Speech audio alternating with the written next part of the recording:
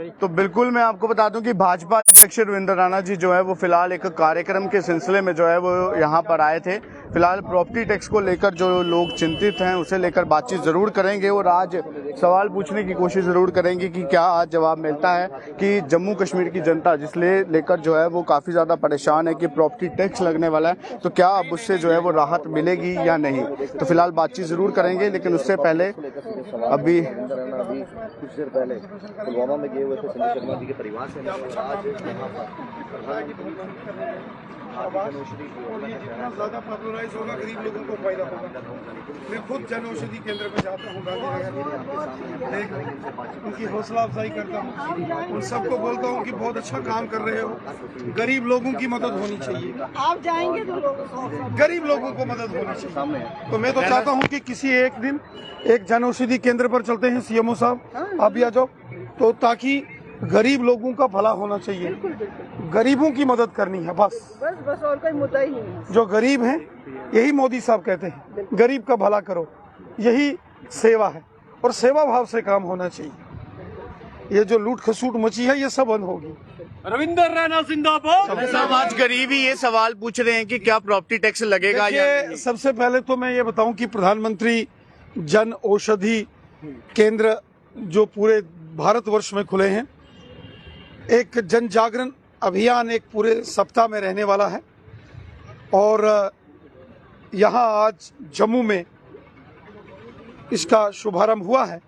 प्रधानमंत्री जन औषधि केंद्र जो पूरे देश में खोले गए, यहाँ 50% से लेके 90% तक दवाइयों में सब्सिडी है।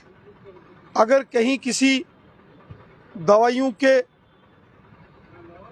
ऊपर अगर MRP 100 रुपया लिखा है तो वो 10 रुपये में दवाई प्रधानमंत्री जन औषधि केंद्र से मिलती है। हमने देखा है कि चाहे जम्मू के अंदर गांधीनगर हो या यहाँ सरवाल के अंदर जन औषधि केंद्र हो या GMC में हो या जितने भी हॉस्पिटल्स हैं, 90% तक सब्सिडी दवाइयों के ऊपर आम लोग जाके जब वहाँ दवाई खरीदते हैं तो उनको मिलती है। क्या इतनी सब्सिडी प्रॉपर्टी टैक्स पे भी मिलेगी? देखिए, क्या सब्सिडी मिलेगी प्रॉपर्टी टैक्स वालों को? जन औषधि केंद्र की मैं पहले बात करता हूँ। तो माननीय प्रधानमंत्री जी ने ये इसलिए खोला ये जन औषधि केंद्र, ताकि ये जो एक बड़ा नेक्सस देश में शुरू हो गया था कमीशन सिस्टम का, कहीं कहीं कुछ डॉक्टर्स, मैं सारे डॉक्टर्स की नहीं बात करता हूँ, डॉक्टर्स बहुत मेहनती हैं, मैं डॉक्टर्स की बहुत रिस्पेक्ट करता हूँ, लेकिन कहीं कहीं जब हमको शिकायत आती है कि डॉक्टर्स और दवाई बेचने वाली कंपनीज के बीच में नेक्सस है और फिर कमीशन सिस्टम चलता है, वो सारा का सारा डाका गरीब की जेब पर पड़ता है। इसीलिए अभी तक कितने डॉक्टर्स पे गाज गिरी है इस चीज को लेकर? नेक्सस का मालूम यस, और इसको लेकर सरकार ने कड़ी कार्रवाई भी की है। तो वही माननीय प्रधानमंत्री मोदी जी ने जन औषधि केंद्र जो पूरे देश में खोले हैं और जम्मू कश्मीर में भी लगभग कितने 220 नहीं 220 अभी 220 केंद्र हैं और हमारी ये सोच है, लोग प्रॉपर्टी टैक्स को लेकर परेशान है, उस पर आप बात कीजिए कि क्या। यहाँ फंक्शन में आया हूँ, आप सुनिए ना। तो जन औषधि केंद्र जिससे गरीब को लाभ होगा, हम चाहते हैं कि गांव गांव में, शहर शहर में, चाहे बड़े हॉस्पिटल हैं, प्राइमरी हेल्थ सेंटर्स हैं या आपको लगता नहीं सब सेंटर्स हैं, क्योंकि सरकार का मानना है सिर्फ आप साल्ट लिख सकते हैं, दवाई का नाम नहीं लिख सकते। Yes. तो फिर क्यों नहीं चेकिंग? ये कानून है। तो इसीलिए माननीय प्रधानमंत्री जी ने देश भर में जन औषधि केंद्र खोले हैं ताकि गरीब आम जनमानस को सस्ती दवाई मिले। मैं आपको खुद बताऊं कि जिस दवाई के पत्ते पर 100 रुपया लिखा होगा, अगर आम दुकान पर जाएंगे तो वो 100 रुपए की मिलेगी, लेकिन जन औषधि केंद्र जो हॉस्पिटलों के अंदर है वहां जाएंगे वो 10 रुपए की मिलेगी। इतनी भारी छूट यहाँ के अंदर है और मुझे लगता है कि ये एक बहुत क्रांतिकारी कदम उठाया गया है। जम्मू कश्मीर में भी पिछले साल 200 करोड़ रुपए की सब्सिडी जो है जन औषधि केंद्र के माध्यम से आम लोगों को दी गई है। बहुत बड़ी रकम होती है और गरीब, जहां तो माननीय प्रधानमंत्री जी ने आयुष्मान भारत के तहत गोल्डन कार्ड दिए, गरीब लोगों को 5-5 लाख रुपया इलाज के लिए एक साल में हर एक इंसान को दिया है, वहीं जन औषधि केंद्रों के माध्यम से जन औषधि केंद्रों को बढ़ाना चाहिए। आपको बिल्कुल बढ़ाना चाहिए, खत्म हो, ज्यादा से ज्यादा बने। हमारा तो ये मानना है कि हर गांव में और हर शहर में जन औषधि केंद्र होना चाहिए, क्योंकि 90% सब्सिडी दवाइयों पर अगर किसी दुकान पर मिलती है तो ये जो जन औषधि केंद्र हैं हॉस्पिटल्स के अंदर, और अब तो शहरों में गांव में भी खुल रहे हैं, और डॉक्टर रिफत जी ने इसके लिए बताया भी है कि जो कोई भी इस जन औषधि केंद्र को खोलना चाहता है उसकी एक प्रक्रिया है, उस प्रक्रिया के माध्यम से वो खोले। ये तो सेवा का एक काम है, सेवा भाव से गरीब जनमानस की सेवा करनी है, और वहीं गरीब लोगों को लगभग फ्री में मेडिसिन मिलेगी। और ये जो दवाइयों में लूट खसूट का सिस्टम है, ये कमीशन वाला सिस्टम है, ये बंद होगा। डॉक्टर्स को एज पर कानून ये मैंडेटरी है साल्ट लिखना, दवाई का नाम नहीं लिखना। और जन औषधि केंद्र में जो दवाई मिलती है उसकी बेहतरीन क्वालिटी होती है, एक तो सस्ती होती है, दूसरा बिल्कुल जो है हाई क्वालिटी मेडिसिन मिलेगी। वरना कहीं ना कहीं जो दवाई मिलती है उस पर मार्क्स तो अलग अलग कंपनीज के होते हैं, लेकिन कभी कभी डुप्लीकेट माल की भी शिकायतें आती हैं।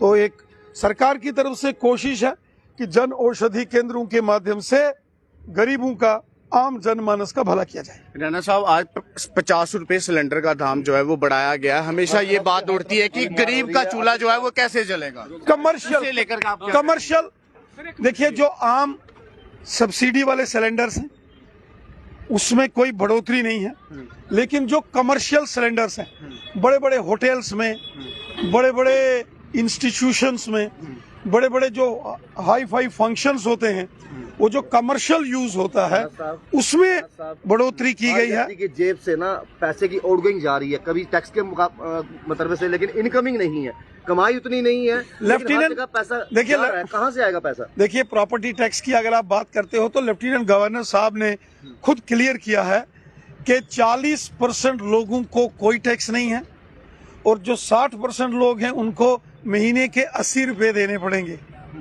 मतलब साल का 1000 रुपया। और वो भी इसलिए देना पड़ेगा क्योंकि अगर ये कर व्यवस्था यहाँ लागू नहीं की गई, ये पूरे देश में है, तो जो सेंट्रली स्पॉन्सर्ड स्कीम है शहरों में, जैसे अमृत की योजना है, जैसे शहरों का विकास है, चाहे बड़े शहर हो या छोटे शहर, वो जो सेंट्रली स्पॉन्सर्ड स्कीम्स का पैसा नीति आयोग देता है, वो पैसा नीति आयोग रोक सकता है। ये 2012 में जब उमर अब्दुल्ला साहब की सरकार थी उस वक्त भी इसको डिस्कस किया गया था। 2017 में जब महबूबा मुफ्ती साहिबा चीफ मिनिस्टर थी, मैं खुद उस वक्त एमएलए के नाते से असेंबली में था जब इस पर डिस्कशन हुई थी। और पिछले 4 साल से जो शहरों को पैसा मिलना चाहिए वो 50% पैसा आ रहा है, और वो भी यहाँ के गवर्नर, लेफ्टिनेंट गवर्नर जाके दिल्ली नीति आयोग से गुजारिश करते हैं कि हम मुसीबत में है, प्रॉब्लम में है। तो अब नीति आयोग ने कह दिया है कि अगर 1 अप्रैल से जिस स्टेट या यूटी में ये कर व्यवस्था नहीं होगी वहाँ सेंट्रल शेयर नीति आयोग रोक देगा। तो अरबों रुपए का फंड्स जो शहरों के विकास के लिए आता है वो अगर रुकेगा तो उससे दिक्कत आ सकती है। और वैसे भी 1000 स्क्वायर फीट तक जम्मू कश्मीर में किसी को कोई टैक्स नहीं देना पड़ेगा, दुकानदार हो, एलजी साहब ने खुद ही कहा है। और 1000 स्क्वायर फीट से ऊपर 1000 रुपया देना पड़ेगा साल का, मतलब 80 रुपये महीने के। तो मुझे लगता है कि पूरे देश में सबसे कम कर व्यवस्था लगाई गई है। और दूसरा, यहाँ कोई इंजीनियर्स या पटवारी, गर्दावर, तहसीलदार आपकी प्रॉपर्टी, जमीन, स्लैब नापने नहीं आएगा। आपने खुद से ही वो फार्म भरना, खुद उसको इंची टेप लेके उसकी मेजरमेंट करनी है और वो फार्म भरना है। और इससे एक लाभ ये होगा कि जो ये सारी मेजरमेंट करके अपनी प्रॉपर्टी की सरकार को देगा वो उसका मालिक होगा। कहीं अगर किसी को दिक्कत भी है, और आज जब सरकार डॉक्यूमेंट्स मांगती है तो डॉक्यूमेंट्स नहीं है, तो वो भी एक डॉक्यूमेंट्स देने की व्यवस्था होगी। कल अगर किसी की भी सरकार हो, अगर कहीं कोई भी पॉलिसी बनती है तो कम से कम बलडोजर नहीं चलेगा। राणा साहब, जो जिस तरह से एलजी साहब ने ये क्लियर कर दिया कि जो कुछ पॉलिटिकल पार्टीज थी जो ये कहती थी कि डेमोक्रेटिक सरकार पे ये फैसला छोड़ना चाहिए था। एलजी साहब ने ये बोला कि इसमें जो एक तो कॉन्स्टिट्यूशनल इसमें गारंटी है, कॉन्स्टिट्यूशन इसकी इजाज़त देता है, और दूसरा कुछ बॉडीज़ ने ऑलरेडी पास किया हुआ। तो क्या आपको लगता है कि जो अपोजिशन पार्टीज इस पर शोर मचाती थी उनको अब जवाब? देखिए, गवर्नर साहब ने, हमारे honourable lieutenant governor Manoj Sinha साहब ने पब्लिक डोमेन में आके जो जनता को खिताब किया है, उन्होंने बताया है कि क्या मजबूरियां थी कि उनको ये प्रॉपर्टी टैक्स लगाना पड़ा। मैंने खुद एलजी साहब से ये गुजारिश की थी कि उनको जनता के सामने रूबरू होना चाहिए और जनता को बताना चाहिए कि क्या मजबूरियां थी कि ये प्रॉपर्टी टैक्स लगाना पड़ा। लेफ्टिनेंट गवर्नर साहब अब जनता से रूबरू हुए हैं। उन्होंने कहा है कि पूरे देश में हर स्टेट और हर यूटी में ये टैक्स जो है वो लगा है, और अगर ये टैक्स नहीं लगाएंगे तो अप्रैल महीने से शहरों में जो डेवलपमेंट के काम हैं उनमें दिक्कत आ सकती है, क्योंकि करोड़ों अरबों रुपया हमारा जो है ऑलरेडी नीति आयोग के पास पड़ा है, क्योंकि ये कर व्यवस्था ना होने के कारण से। 2012 में जब उमर अब्दुल्ला साहब की सरकार थी और 2017 में महबूबा मुफ्ती साहिबा की सरकार थी, उस वक्त भी इस पर डिस्कशन हुई थी। 2017 में तो इसको पास किया गया था लेकिन लागू नहीं हो पाया था, और नीति आयोग ने कहा है कि अगर ये 1 अप्रैल से लागू नहीं होगा तो जो सेंटर शेयर है वो रुक जाएगा, और जिससे जो है शहरों में डेवलपमेंट के काम को बड़ी दिक्कत आएगी। और वहीं एलजी साहब ने कहा है कि ये पैसा कोई शहरों से टैक्स कलेक्ट करके दिल्ली नहीं भेजा जाएगा, उसी म्युनिसिपल कमेटी, काउंसिल और कारपोरेशन के पास रहेगा और लोगों की भलाई के लिए रहेगा। रविंद्र राणा जी, आप संजय शर्मा जी से मिलकर आए हैं, पुलवामा में उनके परिवार से मिलकर आए हैं। कहती थी कि ये जो टैक्स जो लगाना था ये डेमोक्रेटिक पार्टी को देना चाहिए था। एलजी साहब ने आज साफ कर दिया कि बहुत सारे ऐसी बॉडीज हैं। देखिए, जो आपको लगता है कि अपोजिशन का अब मुंह बंद? मैंने पहले कहा कि 2012 में उमर अब्दुल्ला साहब की सरकार में भी डिस्कस हुआ था, ठीक है, उन्होंने लगाया नहीं था, और 2017 में तो उस वक्त की गठबंधन सरकार ने इसको पास किया था। चूंकि पॉपुलर गवर्नमेंट्स के लिए ये डिसीजन लेना थोड़ा टफ होता है चुनी हुई सरकारों के लिए, क्योंकि वो आवाम के लिए ज़्यादा जवाबदेह होती है। उस वक्त असेंबली से पास करने के बावजूद ये अगर कानून नहीं लगाया गया था तो चुनी हुई सरकार के कभी कभी हाथ बंधे होते हैं। उसको ये देखना होता है कि वोट कहां से आएगा, कहीं वोट बैंक खिसक ना जाए। तो चाहते हुए भी वो नहीं कर पाए थे, हालांकि वो जानते हैं कि इससे सेंट्रल गवर्नमेंट से आने वाला जो फंड है, जो नीति आयोग पैसा रिलीज करता है, उसमें प्रॉब्लम आएंगी अगर ये लागू नहीं हुआ है। की और प्रॉपर्टी टैक्स को जो कुछ भी उन्होंने कहा वो हमने आपको जरूर सुनाया। फिलहाल पैरामिलिट्री फोर्सेस के जवानों ने दक्षिण कश्मीर के जो एक कश्मीरी पंडित संजय शर्मा साहब की हत्या की थी, उनके हत्यारों को, कातिल दहशतगर्दों को 24 घंटों के अंदर उनके गुनाहों की सजा दी है। दोनों आतंकवादियों को पुलवामा में सेना, पुलिस और पैरामिलिट्री फोर्सेस के जॉइंट ऑपरेशन में उनको मार दिया गया है। ये दहशतगर्द इंसानियत के कातिल हैं, ये किसी के सगे नहीं है। और किस तरह का राहत पैकेज मिला उनके परिवार को, किस तरह की राहत जो है? देखिए, ये तो दहशतगर्द किसी के सगे नहीं है, इंसानियत के दुश्मन है। गोली जब चलती है ये नहीं देखती है कि कोई हिंदू है कि मुसलमान है, इसलिए इस दहशतगर्दी को हमने मिलकर खत्म करना होगा।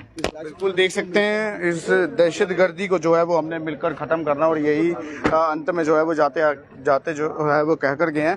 तो फिलहाल मैं आपको बता दूं कि प्रॉपर्टी टैक्स को लेकर जब पहले सवाल पूछा गया तो बदलने की कोशिश जरूर की गई, लेकिन जानने से पहले जो है वो ये जरूर कहकर गए कि एलजी महोदय ने जो कुछ भी कहा है प्रॉपर्टी टैक्स को लेकर, और 40% प्रॉपर्टी टैक्स जो है वो नहीं लगेगा, और ये भी कहा कि 1000 स्क्वायर फुट के नीचे जितने भी हैं उनको जो है वो ये प्रॉपर्टी टैक्स नहीं लग सकता। तो फिलहाल अब देखना ये होगा कि किसको कितना प्रॉपर्टी टैक्स जो है वो क्या कुछ अब सामने निकल कर आता है। लेकिन उससे पहले भाजपा अध्यक्ष रविंद्र राणा जी ने जो कुछ भी कहा वो हमने आपको जरूर सुनाया। अक्सर यही कहा जाता है कि सवाल बदलते हैं रविंद्र राणा, लेकिन आज जो है वो ऐसा जरूर हुआ स्टार्टिंग में, लेकिन उसके बाद जो है वो सवालों के जवाब जो है वो जरूर मिले। अब इन जवाबों को सुनने के बाद आप जनता जो है वो अपनी राय देकर जरूर बताइएगा। फिलहाल तब तक के लिए इतना ही। आप इसी प्रकार से देखते रहिए चनार न्यूज अपडेट। दीपक मनास के साथ मैं गौरव विनोत्रा। जय हिंद।